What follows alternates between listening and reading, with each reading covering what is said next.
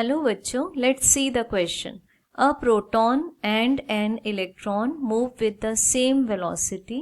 The associated wavelength for proton is option A shorter than that of the electron, option B longer than that of the electron, option C the same as that of electron and option D is 0. So question के की concept में हम लोगों को expression check करना है de Broglie wavelength का, जिसके according wavelength of a particle is inversely proportional to the momentum.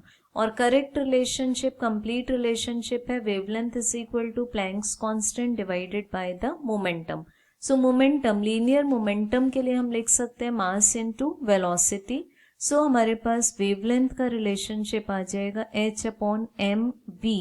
अब क्वेश्चन में दिया हुआ है कि एक प्रोटॉन है और दूसरा इलेक्ट्रॉन है और दोनों सेम वेलोसिटी से मूव कर रहे हैं. इट मींस वेलोसिटी दोनों की सेम है, तो दोनों की वेलोसिटी इक्वल है, v1 इक्वल्स टू v2.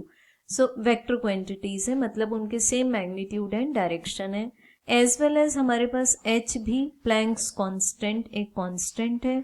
तो अगर हम इस रिलेशनशिप को थोड़ा आगे बढ़ाएं तो हमें मिलता है कि wavelength is inversely proportional to the mass. अब क्वेश्चन में हमें पूछा हुआ है कि प्रोटॉन से जो एसोसिएटेड वेवलेंथ है वो इलेक्ट्रॉन के कंपैरिजन में कैसी होगी. तो जैसे कि हम जानते हैं कि mass of proton is more then mass of electron, means much more than, क्योंकि हम इलेक्ट्रॉन के मास को नेग्लिजिबल मान लेते हैं. So, inverse relationship के according, the wavelength associated with proton will be much less than the wavelength associated with the electron. So, options में अगर match करें तो we get option number A as correct.